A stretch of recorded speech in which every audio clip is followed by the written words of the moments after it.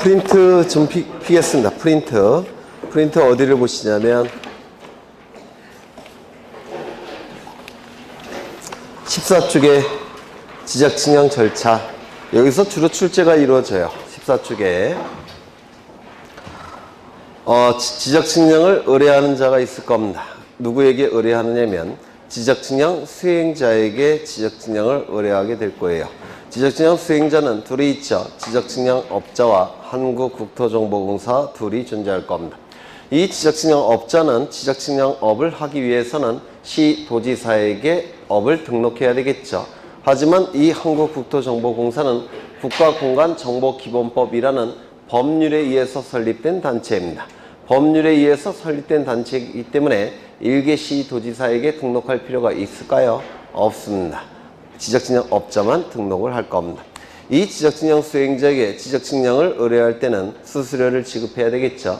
이 수수료 지급 문제집에도 있던데 현금으로 당연히 지급해야 됩니다. 왜냐하면 이 지적측량 수행자는 국가기관입니까? 아닙니까? 아니에요. 국가기관이 아닌데도 불구하고 수입인지나 수입증지로 지급하게 되면 엄청 싫어하겠죠. 그렇죠. 국가기관이 아니니까. 그래서 현금으로 낼 수밖에 없습니다. 이게 그러면 지적측량 수수료를 지급해야 될 테고, 두 번째 의뢰할 수 없는 측량이 두 가지가 존재합니다. 첫 번째 검사측량. 이 검사측량은 국가기관이 하는 측량이에요. 국가기관이 하는 측량이기 때문에 이때 이 검사측량은 의뢰할 수가 없습니다. 두 번째 지적제조사 측량은 개인이 의뢰하는 측량이 아닙니다. 국가가 정책적 이유에 의해서 획일적으로 처리하는 측량이기 때문에 개인이 의뢰할 수 있는 측량이 아니어서 의뢰할 수가 없습니다. 두 개의 측량은 의뢰가 불가능합니다. 이때 의뢰를 받은 지적측량 수행자는 지적측량을 어떻게 수행할지 계획서를 작성해서 그 다음날까지, 의뢰를 받은 다음날까지 지적소관청에게 제출합니다.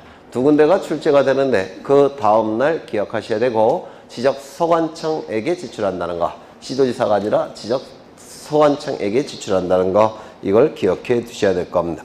수행계획서를 제출한 다음에 지적측량 수행자는 지적측량을 실시하게 될 겁니다. 실시할 때 가장 중요한 것은 기간이에요. 수수료가 기간에 따라 결정이 되니까 먼저 의뢰인과 수행자 간의 기간에 대해서 합의를 하는 경우가 있습니다. 이를 합의 업무라고 불러요.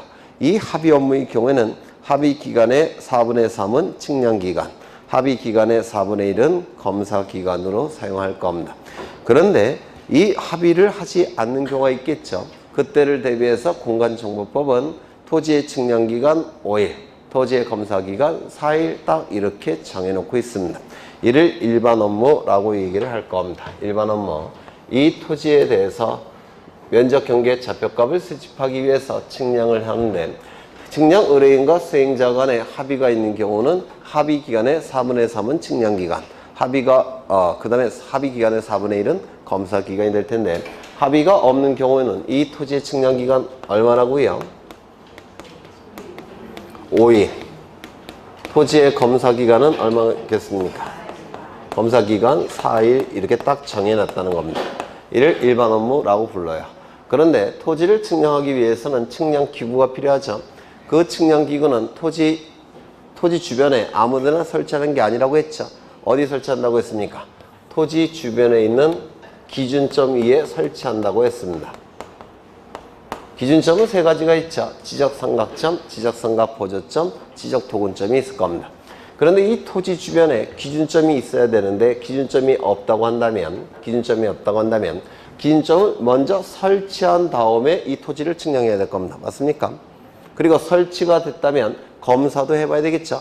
그에 따라서 이 기준점을 설치할 때는 이 기준점 설치 기간을 여기다가 더해줘야 될 겁니다. 설치가 됐다면 검사도 해봐야 되겠죠. 그래서 검사 기간도 여기다가 더해줘야 된다는 겁니다.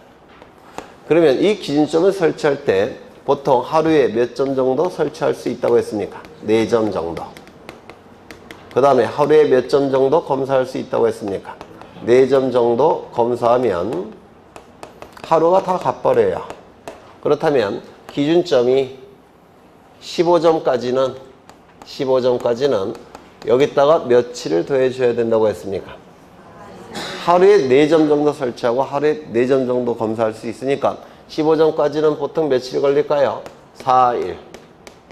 맞습니까? 15점까지는 4일을 여기다가 더해줘야 되고 여기다가 더해줘야 된다는 겁니다. 되셨죠? 그 다음에 4점마다 며칠이 더 추가돼야 됩니까? 하루씩. 그렇죠? 이렇게 추가돼야 되겠죠? 하루. 그 다음에 4점마다 며칠? 하루씩이 추가돼야 될 겁니다. 그러면 기준점이 17점을 설치해야 됩니다. 그러면 4일 하루니까 여기다가 며칠을 더해줘야 된다고요? 4일. 이건 토지의 측량기간. 이거는 기준점의 설치기간. 그렇죠? 기준점을 17점을 설치했으면 4일을 더해줘야 되고 그 다음에 17점을 검사해 봐야 되겠죠? 검사도 이 논리에 따라서 검사 기간이 더해져요. 그러면 며칠 추가돼야 됩니까? 4일. 기준점이 여기가 17점이니까 18점, 19점, 20점, 21점. 21점을 설치해야 된다면 설치기간 여기다가 며칠을 더해줘야 된다고요? 4일 하루니까 며칠? 네? 6일. 5일인가요? 어디? 아, 여기 5일. 네, 그래서 답을 네, 5일. 그럴 수 있죠. 그 다음에 여기는 며칠? 6일. 그러면 총 며칠입니까? 11일. 그렇죠. 검사 기간은 며칠입니까? 여기도 4일이 아니라 5일이 될 테고 여기는 6일이 될 테니까 며칠? 10일. 총 측량 기간 11일. 총 검사 기간 10일. 이렇게 결정이 될 겁니다. 그래서 거기 보시면 일반 업무의 경우에는 토지의 측량 기간 5일, 토지의 검사 기간 4일, 그리고 지적 기준점을 설치할 때는 그 설치 기간과 검사 기간을 더해줘야 된다고 했죠. 15점까지는 며칠을 가산한다고요? 4일. 15점을 초과할 때는 매 4점마다 하루씩을 더 덧붙여야 되겠죠. 네. 그래서 이하 초과 이것도 기억하셔야 된다고 했습니다. 지적 측량이 실시가 됐으면 이제 지적 측량 성과를 결정해야 되는데 성과 결정은 검사 측량을 거쳐야지만 결정이 될 겁니다. 따라서 지적 측량 수행자는 지적 측량 성과에 관한 각종 자료들을 지적소관청이나 시도지사에게 제출하게 됩니다. 이때 이 지적소관청이나 시도지사가 검사 측량을 하게 되면 성과도가 결정이 될 겁니다. 그리고 성과도를 지체 없이 수행자에게 발급을 합니다. 발급받은 이 성과들을 수행자는 의뢰인에게 지체 없이 발급을 하게 될 겁니다. 이때 이 검사 측량은 원칙은 지적소관청이 검사 측량함이 원칙이에요. 대부분은 지적소관청이 검사 측량을 합니다. 다만 예외적으로 시도지사가 검사 측량하는 경우가 있는데 지적 삼각점 측량을 통해서 만들어진 자료들은 이를 지적 삼각점 측량 성과라고 얘기하는데 지적 삼각점 측량을 통해서 만들어진 자료들은 그 성과는 시도지사가 검사 측량을 하게 됩니다. 지적 삼각점은 보통 2에서 5km마다 설치가 되기 때문에 양쪽 시군구에 걸치는 경우가 굉장히 많아요. 양쪽 시군구에 걸치기 때문에 지적소관청이 이걸 검사 측량하기는 규모가 너무 큽니다. 그래서 시도지사가 검사 측량을 하는 것이고 지적 확정 측량 성과라는 게 있는데 이건 보통 도시개발 사업이 이루어지면 지적 확정 측량하죠. 맞습니까? 도시개발 사업이 이루어질 때 지적 확정 측량한다고 하지 않았습니까? 그럼 이 도시개발 사업은 규모가 대단히 큽니다. 규모가 대단히 크니까 이게 하나의 시군구 규모를 넘는 경우가 있어요. 따라서 이 지적 확정 측량 성과도 일정 규모 이상일 때는 시도지사가 검사 측량을 하게 되고 일정 규모 미만일 때는 규모가 작을 때 한해서 지적소관청이 검사 측량을 하게 됩니다. 그래서 지적 확정 측량 성과는 이게 두 개로 나눠져요. 일정 규모 이상일 때는 시도지사가 검사 측량을 하는 것이고 일정 규모 미만일 때 안에서 지적소관청이 검사 측량을 하게 됩니다. 그러면 그 일정 규모를 우리가 알아야 되냐? 그럼 몰라도 될 것 같아요. 그래서 일정 규모, 그러니까 둘로 나눠진다는 것만 아시면 됩니다. 또한 이 복원 단계의 측량은 아까 특징 4가지 외웠었죠? 4가지. 첫 번째, 등록할 때와 복원할 때는 동일한 측량 방법을 사용한다는 것. 두 번째, 검사 측량을 거칠 필요가 없다는 것. 세 번째, 지적정리 할 필요가 없다는 거. 네 번째, 면적 측정도 원칙적으로 할 필요가 없다는 거. 그렇다면 이 네 가지 특징을 갖는 보건단계의 측량 두 가지 뭐가 있었죠? 경계 보건 측량과 지적 현황 측량 두 가지가 있다라고 했습니다. 그 다음에 왼쪽을 보시면 지적 측량의 절차가 나와 있죠. 이 절차 측량은 기초 측량은 정확하게 지켜야 됩니다. 따라서 그 기초 측량에서 정확하게 지키는 그 순서 좀 외워두셔야 되죠. 먼저 계획을 수립하고 수립한 계획에 따라서 준비를 할 테고 준비가 다 끝나면 현장에 가야 되겠죠. 현지 답사가 이루어질 테고 현지 답사에서 기준점을 선택해야 되겠죠. 이 기준점을 선택해야 될 겁니다. 기준점 선택을 뭐라고 얘기합니까? 선점. 기준점을 선택한다 라는 뜻이에요. 기준점이 선택이 됐다면 선택된 기준점에 측량 기구를 설치하겠죠. 측량 기구를 설치한 다음에 지상 경계점에 경계점 표지를 만들어야 될 겁니다. 경계점 표지를 만드는 것을 뭐라고 했죠? 조표, 조 만들죠. 표 경계점 표지.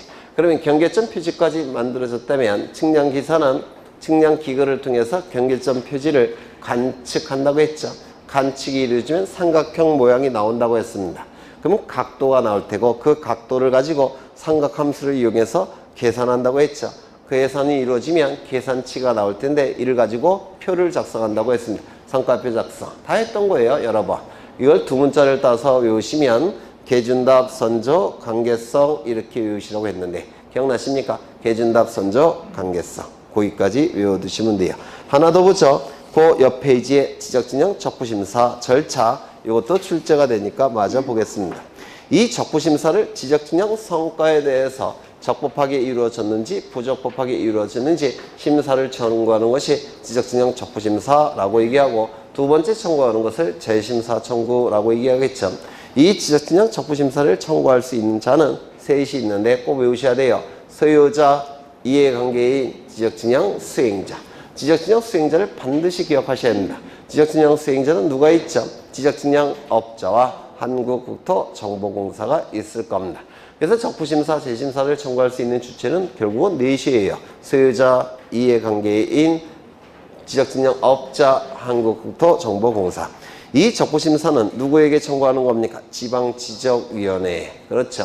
하지만 지방지적위원회는 소속 공무원이 없기 때문에 잡무를 처리하기가 힘들어요. 그래서 서류는 누구에게 제출한다고 했습니까? 시도지사에게. 이를 우리 공간정보법은 어떻게 표현하고 있다고요? 시도지사를 거쳐 지방지적위원회에게 청구한다. 이렇게 표현하고 있습니다. 이게 법이 개정이 되면서 왔다리 갔다리 하고 있기 때문에 그건 정확하게 좀 기억해 두셔야 돼요. 시도지사를 거쳐 지방지적위원회에 청구한다.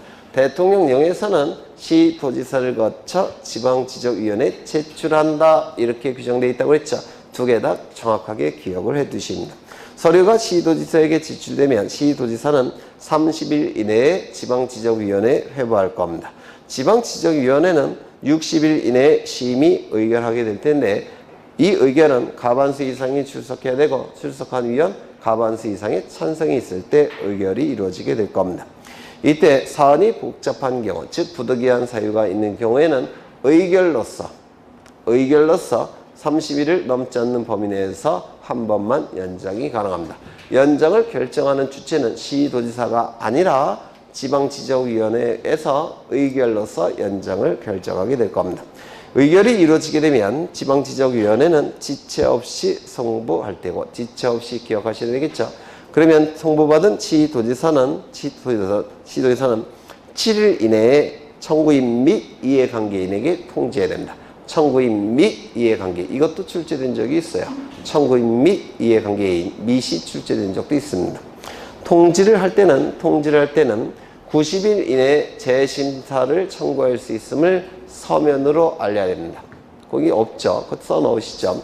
통지할 때는 90일 이내에 재심사를 청구할 수 있음을 반드시 서면으로 알려야 됩니다. 서면으로. 그러면 이제 통지받은 자는 90일 이내에 재심사를 청구할 것인지 받아들일 것인지 결정해야 되겠죠. 재심사를 청구하기 위해서는 반드시 90일이라는 기간을 지켜야 될 겁니다. 90일 이내에 재심사는 누구에게 청구하냐면 중앙지적위원회에 청구합니다. 다만 중앙지적위원회는 소속 공무원이 없기 때문에 잡무를 처리하기가 힘들어요. 서류는 누구에게 제출합니까? 국토교통부 장관에게 제출합니다. 이를 우리 공간정보법은 국토교통부 장관을 거쳐 중앙지적위원회에 청구한다라고 규정을 두고 있고, 대통령령에서는 국토교통부 장관을 거쳐 중앙지적위원회에 제출한다 이렇게 규정을 두고 있습니다. 정확하게 기억해 두셔야 돼요. 그러면 서류가 국토교통부 장관에게 제출이 되면 국토교통부 장관은 30일 이내에 회부할 테고, 중앙지적위원회는 60일 동안 심의 의결할 테고, 사안이 복잡한 경우에는 의결로서 30일을 넘지 않는 범위 내에서 한 번만 연장이 가능합니다. 의결이 이루어졌다면 지체 없이 송부할 테고, 국토교통부 장관은 7일 이내에 청구인 및 이해관계인에게 통지하게 될 겁니다. 절차가 똑같으니까 외우는 게 어렵지 않겠죠. 그러면 이제 어디를 보시냐면 4번을 보시죠. 4번. 지적에 관한 법령상 지적 측량의 대상으로 하지 않는 것은, 지적 측량은 면적, 경계, 좌표값을 수집하기 위해서 정확하게 수집하기 위해서 하는 것이 바로 지적 측량이죠. 1번을 보시면 담장과 건물과의 관계 위치 측량, 이거 지적 측량입니까? 네? 담장과 건물과의 관계 위치 측량, 이거 지적 측량입니까? 아니에요. 그렇죠. 만약에 담장 대신에 도면상의 경계와 건물 간의 관계 위치 측량, 이러면 지적 측량이 될 수가 있어요. 하지만 도면상의 경계가 아니라 지표상의 경계인 담장이라는 표현이 있으니까 이 담장은 지적 측량과 관련이 없습니다. 그래서 1번이 정답이 될 때고요. 2번 경계복원 측량, 이건 지적 측량이죠. 건물과 경계와의 관계 위치 측량, 이거는 지적 측량이죠. 이게 뭡니까? 지적 현황 측량이라고 불러요. 지적 현황 측량. 그 다음에 경계와 하천부지의 현황 측량, 이게 지적 현황 측량이죠. 경계 확정을 위한 도군 측량, 이건 지적 도군점 측량이라고 얘기할 겁니다. 참 문제가 5번 지적 현황 측량의 설명으로 가장 올바른 것은, 이 지적 현황 측량은 거기 1번에 나와 있는 게 가장 정확한 설명이에요. 반드시 외우셔야 됩니다. 지상 건축물 등의 현재 상황을 도면에 등록된 경계와 대비하여 표시하기 위하여 실시하는 측량, 이를 지적 현황 측량이라고 부르는데, 예전에 했던 건데요. 여기 두 필지 토지가 존재합니다. 여기 100번지 토지, 101번지 토지, 그리고 여기 건물이 이렇게 있다는 겁니다. 그 다음에 여기도 작은 건물이 이렇게 있습니다. 이 두 필지 토지가 도면 위에 등록된 상태입니다. 도면 위에 이렇게 등록된 상태예요. 100번지, 그 다음에 101번지, 그리고 경계가 이렇게 있을 겁니다. 그런데 이 지상 건축물들을 도면에 등록된 경계와 대비하여 표시하기 위해서 이 건축물들을 여기다가 그려 넣겠다는 겁니다. 도면상에 등록된 경계와 대비하여 표시하기 위해서 지상 건축물들을 여기다가 그려 넣겠다는 거예요. 그려 넣기 위해서는 정확하게 그려 넣어야 되겠죠. 그래서 측량이 필요할 겁니다. 이때 어떻게 측량을 통해서 그려 넣냐면, 먼저 이 도면상의 경계가 여기에 복원이 돼야 돼요. 복원이 됩니다. 복원이 됐으면 복원할 때 이때도 측량하겠죠. 이때 하는 측량이 뭡니까? 경계 복원 측량. 맞죠? 복원이 되면 이제 이 지상 건축물들과 이 복원된 경계의 관계 위치를 구해야 됩니다. 관계 위치를 구해봤더니 여기는 1m고 여기는 4m 정도 떨어져 있다는 겁니다. 이 관계 위치를 정할 때도 측량을 통해서 정확하게 구해야 될 겁니다. 그렇겠죠? 측량을 통해서 정확하게 1m, 4m 이렇게 떨어져 있는데, 그러면 여기에 그려 넣습니다. 이제 이렇게 그려 넣을 거예요. 그러면 이게 1이라고 한다면 이 작은 건물은 이 도면상의 경계와 몇 배 위치에 그려져야 되겠습니까? 1대 4죠. 그러면 4배 위치에 이쯤에 그려 넣을 겁니다. 이렇게 요 그려놓는 측량이 지적 현황 측량이라고 얘기하는데, 이 지적 현황 측량은 두 가지 단계의 측량으로 구성되어 있어요. 첫 번째, 일단 경계가 복원돼야 되겠죠. 그 다음에 복원된 경계와 지상 건축물 간의 관계 위치가 구해져야 되겠죠. 그렇죠. 이 두 가지 단계의 측량으로 구성되어 있는 것이 지적 현황 측량이라고 부릅니다. 그래서 이것도 복원이 들어가기 때문에 복원 단계의 측량이다, 이렇게 얘기를 해요. 그렇죠. 그래서 이건 좀 정확하게 기억하실 필요가 있어요. 지상 건축물 등의 현재 상황을 도면에 등록된 경계와 대비하여 도면이 표시하기 위하여 실시하는 측량이 뭐라고요? 지적 현황 측량. 대단히 중요하니까 기억해 두셔야 될 테고요. 그 다음에 6번은 쉽죠. 경계를 확인시키기 위해서 도면상의 경계가 지표상에 복원돼야 되겠죠. 뭐겠습니까? 경계 복원 측량이 될 겁니다. 7번을 보시면 지적 측량을 하여하는 경우가 아닌 것은 1번 분할하는 경우로서 측량할 필요가 있는 경우 뭡니까? 분할 측량. 그렇죠. 분할 측량. 이 분할 측량을 통해서 가운데 경계가 그려져야 될 겁니다. 2번 공유수면 매립 등으로 토지를 신규 등록하는 경우 측량할 필요가 있는 경우.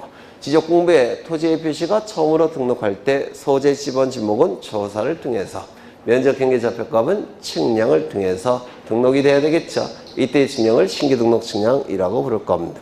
도시개발 사업에 따른 도시개발 사업 시행 지역에 토지 이동이 있는 경우로서 측량할 필요가 있는 경우. 이게 뭡니까? 지적 확정 측량이라고 불렀죠. 지적 확정 측량. 이 지적 확정 측량은 일정 규모 이상일 때는 누가 검사 측량한다고요? 시도지사가. 일정 규모 미만일 때는 지적소관청이 검사 측량을 하게 될 겁니다. 4번 지적공부의 등록상을 정정하는 경우로서 측량할 필요가 있는 경우. 이게 뭡니까? 등록상 정정 측량이 될 겁니다. 지적공부에 등록된 지목이 불분명하여 지적공부를 재작성하는 경우로서 측량할 필요가 있는 경우. 여기서 지목 불분명이라는 표현이 있는데, 지목이 불분명하면 지목을 조사해야 되겠죠. 그렇죠. 네. 그러면 이건 조사를 통해서 하는 것이지, 네, 측량을 통해서 하는 게 아닐 겁니다. 그런데 이 지목 불분명은 무슨 뜻이냐면, 여기 도면이 이렇게 있는데요. 도면이 이렇게 있을 겁니다.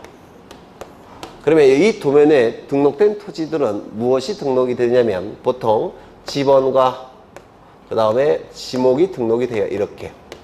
100일, 지번과 지목이 등록이 됩니다. 뭐랄까? 이런 식으로. 지번과 지목이 다 등록이 됩니다. 도면에는 지번과 지목이 등록이 되는데, 시간이 굉장히 많이 흘러가면, 한 10년, 20년, 30년 흘러가면, 이게 지워져요. 이렇게. 잘 안 보입니다. 손때가 타서. 이렇게 지목 부분이 지워졌다는 겁니다. 그러면 이때 어떻게 해야 되냐면, 이걸 다시 작성해야 돼요. 다시 작성하는 것을 도면의 재작성 이렇게 부릅니다. 그래서 이 도면의 재작성에 관한 규정은 예전에 공간정보법에서는 규정이 있었는데, 법이 바뀌면서 그 규정들이 삭제가 됐어요. 그래서 삭제가 됐지만 이게 폐지가 된 건 아니고 여전히 재작성이라는 제도는 있는 겁니다. 법에서만 책에서는 폐지되었다 이렇게 돼 있는데, 폐지된 건 아니고 법에서만 삭제된 겁니다. 폐지된 건 아니에요. 그러면 이 도면의 제작성은 어떻게 하느냐면, 이 도면을 그릴 때 만든 원도라는 도면이 있습니다. 원도. 이 원도는 근원이 되는 도면이라는 뜻이에요. 그래서 이건 종이로 만들어진 도면을 얘기하는 것이고, 근원이 되는 도면이 따로 있습니다. 지적소관청이 보관하고 있어요. 이 원도라는 도면은 아크릴판으로 되어 있는데, 투명한 아크릴판으로 되어 있는데, 이게 지워져서 잘 안 보일 때는 원도를 이용해서 도면을 다시 만들어야 됩니다. 이때는 측량을 하지 않아요. 이 원도를 이용해서 다시 만듭니다. 이를 도면의 제작성이라고 부르는데, 원도를 이용해서 어떻게 다시 만드냐면, 원도를 위에다 놓고 이렇게 놓고 아래쪽에는 하얀 약품 처리된 하얀 종이를 밑에 깔아 놓습니다. 그리고 위에서 빗을 쏴요. 그러면 이 투명한 아크릴판으로 되어 있는 거기에 경계가 하얀 종이에 비춰지겠죠. 그런데 약품 처리가 되어 있기 때문에 그 경계가 저절로 그려집니다. 이게 약품 처리가 되어 있어서 이를 도면의 제작성이라고 부릅니다. 그러면 이거는 측량을 하겠습니까? 측량을 하지 않겠습니까? 측량하지 않습니다. 기존에 원도 갖고 그리는 것이기 때문에 측량을 하지 않는다라고 불러요. 그래서 이거는 5번이 정답이 될 겁니다. 18번 틀린 것은 이라고 되어 있는데, 지적제조소에 관한 특별법에 따른 지적제조사 사업에 따라 토지 이동이 있는 경우로서 측량을 할 필요가 있는 경우. 이걸 지적제조사 측량이라고 얘기합니다. 지적제조사 측량. 2번 지적측량 수행자가 실시한 성과에 대해서 지적소관청이 검사를 위해 측량을 하는 경우. 이게 뭡니까? 검사 측량. 그렇죠. 3번 연속 지적도에 있는 경계점을 지상에 표시하기 위해서 측량을 하는 경우. 이거 맞았을까요? 틀렸을까요? 틀렸죠. 연속 지적도를 작성하기 위해서는 측량이 필요합니까? 필요 없다고 했습니까? 필요 없다고 그랬죠. 또한 연속 지적도를 가지고 측량에 활용할 수 있다고 했습니까? 없다고 했습니까? 없다고 했죠. 그래서 연속 지적도를 가지고 측량에 활용할 수가 없기 때문에 이거는 틀린 지문이 돼요. 그렇죠. 왜 측량에 활용할 수 없다고 그랬죠? 법적인 지적 공부가 아니니까. 그렇죠. 법적인 지적 공부가 아니니까 연속 지적도를 가지고 측량을 활용하게 되면 법적인 분쟁이 발생할 수밖에 없습니다. 따라서 이게 틀린 겁니다. 지상 건축물 등의 현황을 도면에 등록된 경계와 배배하여 표시하기 위해 측량할 필요가 있는 경우. 이게 뭡니까? 지적 현황 측량. 그 다음에 정비사업 시행 지역에서 토지 이동이 있는 경우로서 측량할 필요가 있는 경우. 이 정비사업도 이건 토지개발 사업에 포함이 됩니다. 따라서 이때 하는 측량이 뭘까요? 지적 확정 측량이라고 얘기할 겁니다. 넘겨보시면 9번을 보시면 부동산 등기사항 중 등기 물건의 객체를 명시하기 위하여. 물건의 객체는 뭐겠습니까? 네? 물건의 객체. 토지나 건물을 얘기하겠죠. 토지나 건물을 얘기하는 겁니다. 근데 건물도 포함되니까 이것도 제대로 된 문제는 아닌 것 같은데 토지를 예를 생각하시면 돼요. 토지. 그러면 토지는 토지 소유권이 미치는 범위는 뭐로 표현되는 겁니까? 경계. 맞습니까? 토지 소유권이 미치는 범위는 경계예요. 그래서 경계를 명시하기 위해서 행하는 방법으로 가장 옳은 것은 이렇게 이해하시면 돼요. 그럼 뭐겠습니까? 경계 복원 측량이 될 겁니다. 그렇겠죠? 그 다음에 오른쪽을 보시면 12번 가겠습니다. 12번. 지적에 관한 법령에서 규정하고 있는 지적 측량 방법이 아닌 것은 우리 공간정보법에서 인정하는 지적 측량의 방법은 딱 정해져 있어요. 첫 번째, 평판 측량. 예전에 제가 그림을 그린 적이 있는데 기억나십니까? 평판 측량. 여기에 노트북을 연결시키면 전자평판 측량. 그렇죠. 그 다음에 천체 만원경처럼 생긴 경위 측량. 그리고 사진기처럼 생긴 전파기, 강파기 측량. 비행기 그린 적이 있죠? 사진 측량. 그리고 GPS 측량인 인공위성 측량. 요 6가지 측량 방법을 통해서만 지적 측량을 할 수가 있습니다. 그렇겠죠? 그러면 정답은 뭐냐면 평판을 측판이라고도 불러요. 또는 산발이라고도 부릅니다. 다리가 3개 있다고 해서 선발이, 평판, 측판, 측판 이렇게 부릅니다. 그러면 여기서 수증기 측량 방법이 있는데 이 수증기 측량 방법은 뭐냐면 수준은 수가 물수자입니다. 주는 기준이란 뜻이에요. 기는 기구란 뜻입니다. 그러면 바닷물을 기준으로 해서 측량을 통해서 구하는 정보는 뭘까요? 높이를 구할 때 하는 측량이 바로 수증기 측량인데 인천 앞바다를 기준으로 해서 높이를 정하는 겁니다. 이게 인천 아파트가 0m 그 다음에 높이 올라갈 때 이때 수증기를 사용해서 측량을 하게 돼요. 수증기는 물을 기준으로 하는 측량기구라는 뜻이라서 높이를 잴 때 사용하는 측량 방법이 됩니다. 정답은 2번이 되겠죠. 2번 아닌가요? 맞죠? 네. 그 다음에 지적공부 정리 신청권이 없는 자는 답은 4번이겠죠. 소유자가 아니니까. 네. 넘어가겠습니다. 14번. 공간정보의 구축 및 관리 등에 관한 법령상 소유자 등 이해관계인이 지적측량 수행자에게 측량을 의뢰할 수 없는 경우는 뭐가 있죠? 지적제조사 측량과 검사 측량이 있다고 그랬죠. 그렇죠. 그래서 정답은 5번이 될 테고 그 다음에 15번 틀린 것은 이라고 되어 있는데 정답은 몇 번인가요? 1번부터 보죠. 신청권자는 소유자뿐만 아니라 사업시행자나 토지 이동의 신청을 대위할 수 있는 자도 측량을 의뢰할 수 있을 겁니다. 2번. 지적증명의 신청은 현재 지적증명 수행자에게 신청서를 제출한다. 맞죠? 맞죠? 의뢰하는 누구에게 의뢰합니까? 지적증명 수행자에게. 따라서 신청서도 의뢰인에게 제출하게 될 겁니다. 그 다음에 지적증명 수수료는 지방자치단체가 발행한 수입증지로서 납부한다. 그럴 수는 없죠. 왜? 지적증명 수행자는 국가기관이 아니에요. 국가기관이 아니니까 수입인지, 수입증지 형태로 제출할 수는 없을 겁니다. 납부할 수는 없을 겁니다. 신청을 받은 지적증명 수행자는 지적증명 수행 계획서를 누구에게 제출합니까? 지적서관청에게. 언제까지? 그 다음 날까지. 그렇죠. 5번. 토지 소유자가 신청하여 함에도 신청을 하지 않아 지적서관청이 직권으로 지적증명할 때는 소유자로부터 조사 측량에 들어간 비용을 징수한다고 했죠. 네. 그 다음에 16번 가겠습니다. 16번 여러분이 보시고 17번 가보죠. 지적증명에 관한 설명으로 틀린 것은 1번 지적증명은 기준점을 정하기 위한 기초측량, 한 필지 경계와 면적을 정하는 세부 측량 구분하며. 맞죠? 그래서 이 기초측량은 지적 삼각점, 지적 삼각 보조점, 지적 도근점을 설치할 때 하는 측량을 기초측량이라고 불러요. 지적 삼각점을 설치할 때 하는 측량을 지적 삼각 측량, 지적 삼각 보조점을 설치할 때 하는 측량을 지적 삼각 보조 측량, 지적 도근점을 설치할 때 하는 측량을 지적 도근 측량, 이렇게 얘기하죠.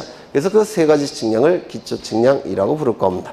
그리고 측량 방법은 우리 공간정보법은 거기 나와 있는 6가지만 사용할 수가 있습니다. 더 정밀한 방법이 있다고 해서 그 방법을 사용할 수는 없고 딱 6가지만 사용이 가능해요. 2번. 지적증명 수행자가 의뢰를 받은 때는 이러한 수행계획서를 그 다음 날까지 누구에게 제출한다고요? 지적서관청에게. 3번. 지적 기준점을 설치하지 아니하고 의뢰인과 수행자가 서로 합의하여 따로 기간을 정한 경우를 제외한 지적증명의 측량기간은 5일, 검사기간은 4일로 한다. 맞죠? 지적공부의 복구, 신규 등록, 등록 전환 및 축적 변경을 하기 위하여 세부 측량을 하는 경우에는 필지마다 측정해야 된다. 맞겠죠? 지적공부 없어졌다는 겁니다. 이때는 도면과 대장을 다시 만들어야 되겠죠? 대장 안에는 면적이 등록돼야 되죠? 면적도 측정해야 될 겁니다. 그 다음에 신규 등록, 면적 경계 좌표값을 지적공부에 처음으로 등록해야 되겠죠? 면적 측정해서 등록해야 될 겁니다. 그 다음에 뭐가 있지? 등록전환. 등록전환은 소축척의 임야도에서 대축척의 지적도로 바뀌고 있죠. 따라서 면적 경계 좌표가 훨씬 정밀하게 수집돼서 등록이 이루어져야 된다. 면적 측정해야 될 겁니다. 축적 변경. 소축척의 지적도에서 대축척의 지적도로 바뀌는 거죠. 서에서 대축적으로 바뀌고 있으니까 면적 경계 좌표값이 훨씬 정밀하게 등록돼야 되겠죠. 바뀌어야 되니까 면적 측정해야 될 겁니다. 맞는 지문이죠. 5번. 지적 기준점 측량의 절차는 계준다, 선조, 관계성 순서에 따른다. 맞겠죠? 네. 18번은 여러분이 보시면 될 테고 19번을 가겠습니다. 19번. 공인 중개사 A는 한 필지에 대한 경계 복원 측량을 수행자에게 의뢰했다. 아래 내용일 경우 검사 기간을 제외한 측량 기간의 계산으로 옳은 것은 경계 복원 측량은 검사 측량 자체를 하지 않죠. 네. 그러면 며칠입니까? 토지의 측량 기간은 원칙적으로 며칠이라고요? 5일. 그렇죠. 그런데 기준점을 16점을 설치합니다. 16점은 며칠을 가산해야 될까요? 4일 플러스 하나. 아까 여기 있죠? 16점은 여기죠? 그러면 4일 플러스 하루, 총 5일을 가산해야 되죠. 그러면 5 플러스 5는 10일. 계산이 어렵네요. 정답은 3번. 20번. 공간정보의 구축 및 관리 등에 관한 법령에 따라 지적 측량 의뢰인과 수행자가 서로 합의하여 토지의 분할을 위한 측량기간과 검사기간을 합쳐서 20일로 정하였다. 측량 검사기간은 20 곱하기 4분의 1은 얼마인가요? 4일은 4, 5, 20.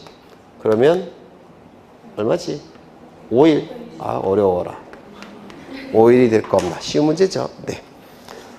넘어가겠습니다. 23번 가겠습니다. 23번. 다음 중 지적 측량에 관한 설명으로 옳지 않은 것은 1번은 맞았고요. 2번 지적 측량 수행자가 지적 측량을 한 경우라도 지적 공부를 정리를 유하지 않는 경계보건 측량, 지적 현황 측량은 경계보건 측량과 현황 측량 성과는 소관청의 검사 측량 받습니까? 받지 않습니까? 안 받는겠죠? 경계보건 측량과 지적 현황 측량의 특징 4가지 기억하셔야 돼요.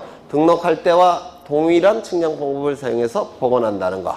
두 번째, 검사 측량 거칠 필요가 없다는 거. 세 번째, 지적 정리 필요 없다는 거. 네 번째, 면적 측정도 원칙적으로 하지 않는다는 거. 그렇죠. 3번, 토지 등의 소유자나 점유자는 토지 등에 설치된 지적 측량 기준점의 표석이나 표지를 선량한 관리자의 주의 의무로서 보호해야 된다. 이게 예전에는 우리 시험 범위 안에 있었지만 지금 시험 범위에서 빠져 있어요. 뭐 그냥 외워두셔도 되고 안 외우셔도 상관없습니다. 시험 범위에 빠져 있으니까. 4번, 지적 삼각점 측량 성과 및 경위 측량 방법으로 실시한 지적 확정 측량 성과의 경우에는 소관청에 제출하여 검사를 받아야 된다. 지적 삼각점 측량 성과는 누구의 검사 측량을 받는다고요? 시도지사. 지적 확정 측량 성과는 둘로 나눠져요. 일정 규모 이상일 때는 시도지사, 일정 규모 미만일 때는 지적소관청. 그렇죠. 거기 해서는 무조건 시도지사가 검사 측량하는 것처럼 되어 있지만 무조건은 아니고요. 일정 규모 이상은 시도지사, 일정 규모 미만은 지적소관청, 이렇게 둘로 나누셔야 돼요. 그 다음에 4번 보셨고 5번, 지적 측량이 특정인을 위한 것일 때는 그로 인한 손실은 소관청이 보상할 필요가 없다. 이것도 우리 시험 범위에 빠져 있습니다. 우리 시험 범위에. 그래서 모르셔도 될 것 같아요. 그래서 모르셔도 되는 건 3번과 5번. 이거는 우리 시험 범위에 빠져 있는데 옛날에 있었을 때 나왔던 문제를 가지고 이걸 만든 거예요. 그 다음에 24번. 지적 기준점 성과, 측량 기록의 보관 및 열람 등에 관한 설명으로 틀린 것. 이건 대단히 중요한데요. 요약집에 그리셔야 될 거예요. 여백에다가. 예전에 했던 건데.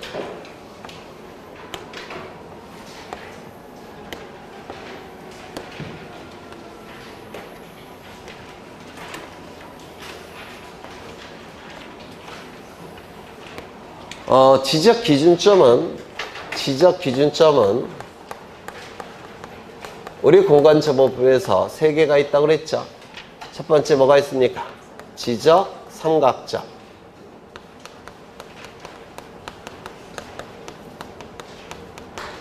그 다음에 지적 삼각 보조점.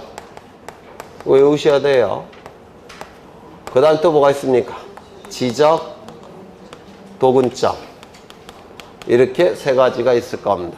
이때 지적 삼각점은 보통 2에서 5km마다 하나씩 설치됩니다. 지적삼각 보조점은 1에서 3km마다 하나씩 설치가 이루어져요. 지적도근점은 50에서 300m마다 하나씩 설치가 됩니다. 맞습니까? 그러면 이런 기준점은 누가 설치를 하느냐? 누가 설치를 하느냐? 다 지적소관청이 설치합니다. 설치는 전부 다 지적소관청이 설치하게 돼요. 왜냐면 지적소관청이 그 토지에 대해서 가장 많이 알기 때문에 그래요. 그 시군구별의 토지에 대해서 지적소관청이 가장 많이 잘 아니까 전부 다 지적소관청이 설치합니다. 그러면 이 지적 기준점을 설치할 때 각종 자료들이 만들어지겠죠. 맞습니까? 이 삼각점을 설치할 때 측량해야 되죠. 지적 삼각 측량할 겁니다. 지적 삼각 보조 측량할 겁니다. 지적 도근 측량하겠죠. 그럼 이런 측량을 통해서 각종 성과들이 나올 겁니다. 맞습니까? 각종 성과도 나올 테고 측량 기록들도 나옵니다. 그 성과와 기록들은 나중에 지적 측량 수행자가 이용을 해야 돼요. 이용을. 그래서 이런 지적 삼각점, 삼각 보조점, 도근점을 설치할 때 나온 성과와 측량 기록들을 관리를 하고 보관을 해야 되는데 누가 보관하고 관리하느냐? 성과에 대해서, 성과나 측량 기록들에 대해서 누가 보관하고 관리를 하느냐? 전부 다가 아니라 지적 삼각점 측량 성과와 그 측량 기록들은 시도지사가 보관하고 관리합니다. 그 다음에 삼각 보조점 측량 성과와 그 측량 기록들, 도건점 측량 성과와 그 측량 기록들은 지적 소관청이 성과를 보관하고 관리를 하게 돼요. 이것도 지적 소관청이. 그러면 이것만 특이하죠. 그렇죠. 그런데 설치는 누가 한다고 했습니까? 지적 소관청이. 성과와 측량 기록들은 누가 보관한다고 했습니까? 시도지사. 그러면 그 성과와 측량 기록들은 얘가 갖고 있을 필요가 없죠. 이쪽으로 보내줘야 되겠죠. 따라서 통보해서 보내줍니다.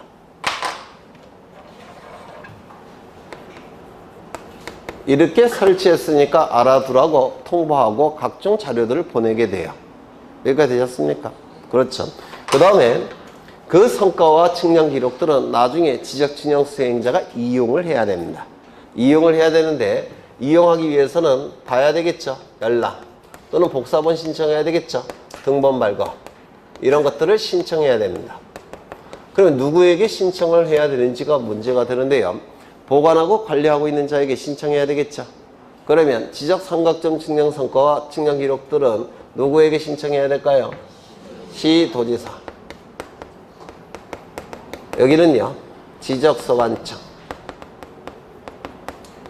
여기도 지적소관청. 이렇게 열람이나 등본 발급을 신청해야 됩니다. 그런데 문제는 지적삼각점 측량 성과예요. 그러면 지적삼각점 측량 성과와 측량 기록들을 열람이나 등본 발급받기 위해서는 도청 소재지까지 가야 되겠습니까? 그럴 수는 없죠. 바빠 죽겠는데. 따라서 국민의 편의를 위해서 또한 전산망이 다 연결되어 있기 때문에 이거는 지적소관청에게도 신청할 수가 있습니다. 이게 개정사항이에요. 좀 기억해 두실 필요가 있습니다.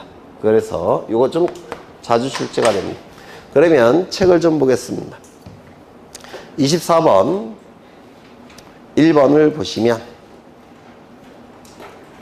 시도지사나 지적소관청은 지적기준점 성과의가 아니라 성과와겠죠. 성과와 지적기준점 성과와 그 측량 기록들을 보관해야 된다. 지적삼각점 측량 성과는 누가 보관한다고요? 시도지사. 나머지는 지적소관청. 맞는 지문이죠. 2번 지적삼각점 측량 성과를 열람하거나 등본을 발급받으려는 자는 시도지사 또는 지적소관청에게 신청해야 된다. 맞겠죠. 3번 지적삼각 보조점 성과를 열람하거나 등본을 발급받은 자는 지적소관청에게 신청한다. 맞겠죠. 도건점 성과를 열람하거나 발급받은 자는 지적소관청에게 신청한다. 맞겠죠. 5번 지적기준점 성과를 열람하거나 등본을 발급받은 자는 지적측량 수행자에게 이를 열람하게 하거나 등본을 발급받아야 된다. 뭔 말인지 모르겠는데 여간 틀려 보이죠. 그렇죠. 아마 이거 기출 지문인데요. 옛날에 기출됐던 건데 지적기준점 성과를 열람하거나 등본을 발급받으려는 자에게 지적측량사 이렇게 돼야 돼요. 등본을 발급받으려는 자에게 지적측량 수행자는 이를 열람하게 하거나 등본을 발급해야 된다. 받으려는 자에게 이게 빠진 거예요. 그러면 이게 맞는 지문입니까? 틀린 지문입니까?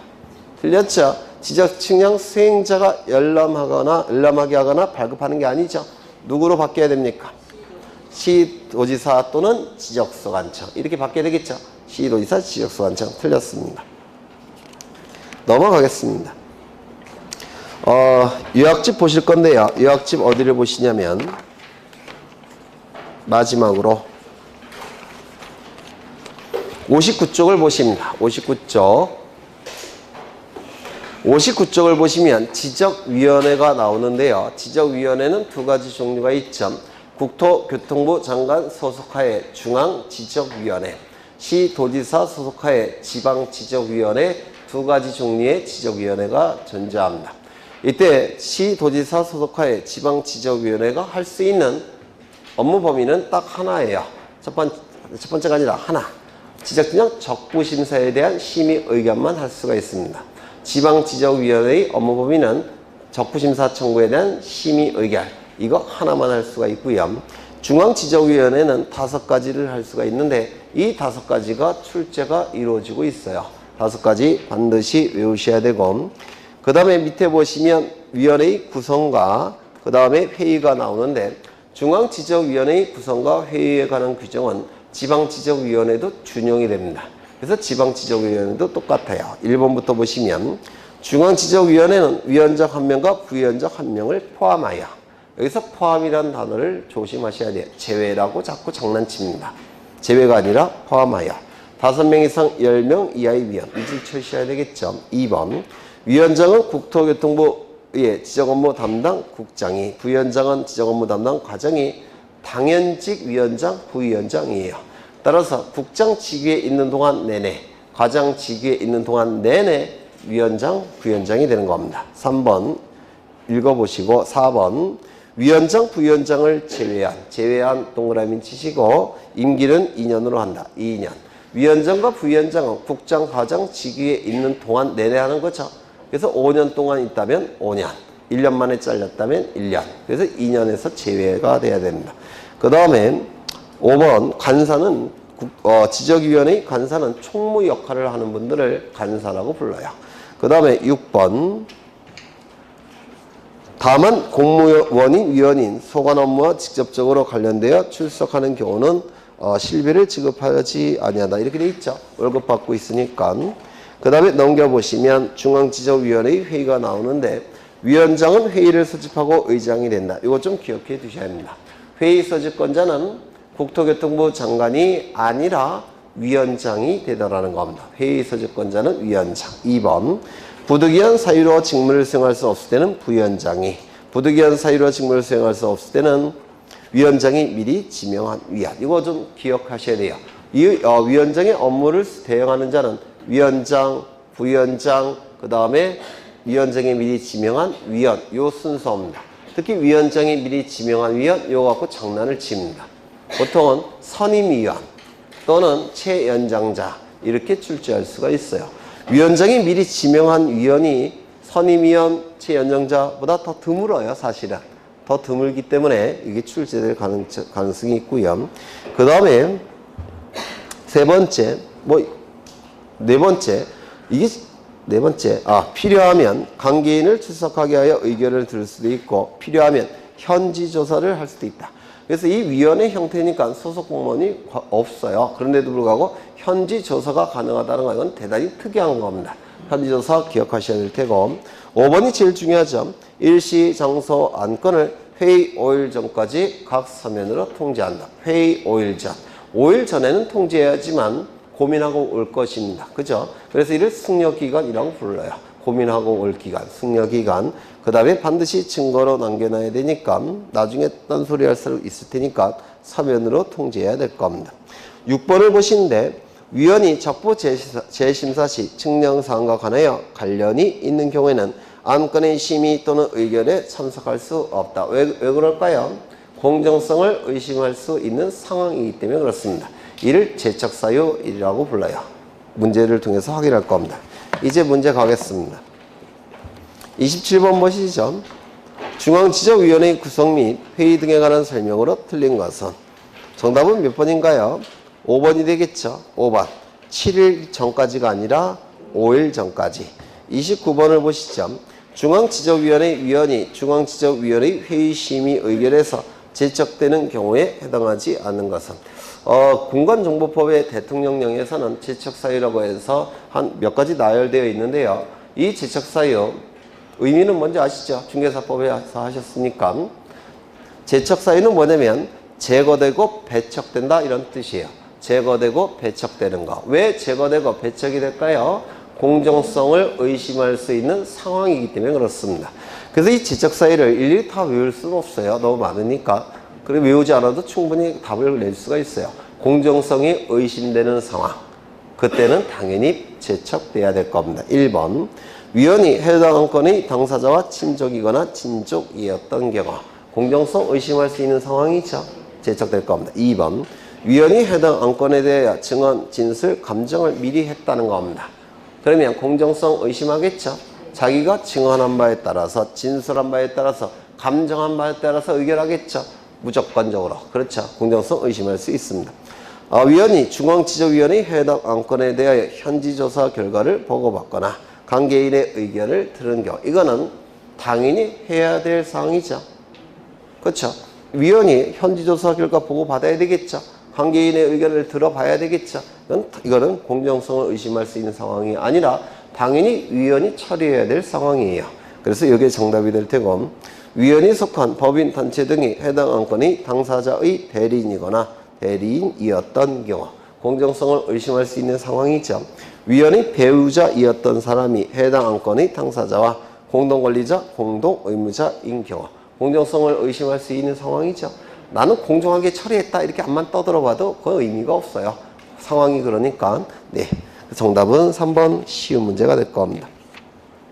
31번을 가보시는데요. 적부심사에 관한 설명으로 틀린 것을 1번 적부심사 청구서를 가달시 도지사에게 제출하면 30일 이내에 지방지적위원회에 회부해야 된다. 30일 이내 회부 맞죠? 2번 지적측량 적부심사 청구사안을 회부받은 지방지적위원회는 회부받은 날로부터 60일 이내 심의 의결한다. 맞습니까? 원칙은 60일 내에 심의 의결하겠죠. 네, 사안이 복잡한 경우에는 의결로서 30일을 넘지 않는 범위 내에서 한 번만 연장이 가능하죠. 3번 지방지적위원회 의결에 불복하는 때는 의결서를 송부받은 날로부터 90일 이내에 국토교통부 장관에게 재심사를 청구할 수 있다. 들렸죠? 국토교통부 장관을 거쳐 중앙지적위원회에 재심사를 청구하는 겁니다. 또는 국토교통부 장관을 거쳐 중앙지적위원회에 제출하는 겁니다. 그래서 틀렸습니다. 시도지사는 지방지적위원회로부터 의결서를 송부받은 날로부터 7일 이내에 적부심사 청구인에게 통지해야 된다. 맞습니까? 맞죠? 통지를 할 때는 90일 이내에 재심사를 청구할 수 있음을 반드시 서면으로 알려야 된다고 했죠. 서면으로. 5번 지방지적위원회가 심사 의결을 한 때는 의결서를 작성하여 시도지사에게 송부해야 된다. 맞습니까? 이것도 정확하게 기억하시죠. 원래 법률에서는 뭐라고 되어 있냐면 대통령령이 정하는 바에 따라 시도지사에게 송부한다 이렇게 되어 있습니다. 대통령령이 정하는 바에 따라 시도지사에게 송부한다. 그런데 대통령령을 찾아가 보면 지체 없이라고 되어 있습니다. 그래서 지체 없이 송부한다. 이게 정확한 표현이에요. 지체 없이 송부한다. 그 다음에 33번을 보죠. 지방지적위원회의 심사 결과 측량 성과가 옳은 경우 소관청은 지적공부의 등록상을 직권으로 정정한다. 맞았습니까? 측량 성과가 옳다고 한다면 성과를 수정하거나 등록상 정정할 수 있습니까? 옳다고 됐잖아요. 옳다고. 바꿀 게 있습니까? 없습니까? 바꿀 게 없죠. 따라서 이 경우에는 성과를 수정하거나 오류를 정정할 수가 없습니다. 그래서 틀린 점이 될 테고, 그 다음에 2번 지적측량 적부심사 청구사항의 심의 의결을 위하여 국토교통부에 중앙지적위원회를 둔다. 틀렸죠? 적부심사라는 표현이 있으니까 시도지사에게 지방지적위원회를 둔다 이렇게 고쳐야 되겠죠. 재심사의 경우에 국토교통부 장관 중앙지적위원회, 그냥 재심사가 아니라 그냥 심사일 때는 시도지사 지방지적위원회 이렇게 돼야 되겠죠. 3번 중앙지적위원회 위원장은 위원회의 회의를 소집할 때는 회의 5일 전까지 서면으로 통지해야 된다. 제일 중요해요. 그 다음에 4번 지적측량 적부심사를 청구하고자 하는 토지소유자 이해관계인은 측량을 의뢰하여 측량을 실시한 후 재심사 청구서에 성과와 재심사 청구 경위서를 첨부하여 시도지사에게 청구해야 된다. 두 군데가 틀렸는데요. 적부심사를 청구할 수 있는 자는 누구죠? 토지 소유자, 이해관계인, 지적측량 수행자. 그렇죠. 그 다음에 시도지사에게 청구하는 게 아니라 정확하게 시도지사를 거쳐 중앙지적위원회에 청구한다. 시도지사를 거쳐 지방지적위원회에 제출한다. 이렇게 돼야 되겠죠. 그래서 틀렸습니다. 그 다음에 5번 적부심사 의결서를 통지받은 자가 지방지적위원회 의결에 불복할 때는 의결서를 통지받은 날로부터 90일 이내에 국토교통부 장관을 거쳐 중앙지적위원회 재심사를 청구할 수 있다. 정확하게 암기하고 계시죠? 네, 정확하게 암기를 해야 돼요. 넘기겠습니다. 보칙. 보칙은 보충하는 규칙이라는 뜻인데 뭐 별로 볼 게 없어요. 측량수수료는 현금으로 내야 된다. 당연하겠죠. 네. 국가기관이 아니니까. 뭐 볼 게 있나요? 네, 이건 뭐 여러분이 거기 3번을 좀 오해할 여지가 있는데요. 거기 3번의 해설을 보시면 전국 단위의 수수료는 수입 인지로 납부하나 시도 단위, 시군구 단위 수수료는 수입 증지로 납부한다. 이건 옛날 공간정보법입니다. 지금은 어떻게 규정되어 있냐면 수입 인지, 수입 증지, 현금으로 납부한다. 이렇게 되어 있습니다. 그런데 수입 인지의 개념은 국세의 개념이죠. 따라서 국토교통부 장관에게 신청할 때는 수입 인지 또는 현금 이렇게 돼야 되고요. 그 다음에 시도지사나 지적소관청에게 납부할 때는 수입 증지 또는 현금 이렇게 돼야 됩니다. 현금이 추가되어 있어요. 이건 옛날 문제를 수정을 안 하신 거예요. 해설을. 그래서 이것 해설이 틀렸습니다. 해설이. 전국 단위 수수료는 수입인지 또는 현금. 그 다음에 지구 단위, 시도 단위일 때는 수입 증지 또는 현금. 이렇게 해야지 정확한 표현이에요. 뭔 말인지 아시겠죠? 그래서 옛날 공간정보법은 수입 인지 또는 수입 증지로 납부한다. 이렇게 되어 있기 때문에 이 해설이 옛날에는 맞았어요. 근데 지금은 수입 인지, 수입 증지 또는 현금으로 납부한다. 현금이 추가되어 있기 때문에 이 해설은 틀린 지문이에요. 네, 그 정도 보시면 될 것 같아요. 그래서 여기까지 공간정보법을 다 끝내겠습니다. 네. 잠시 쉬겠습니다.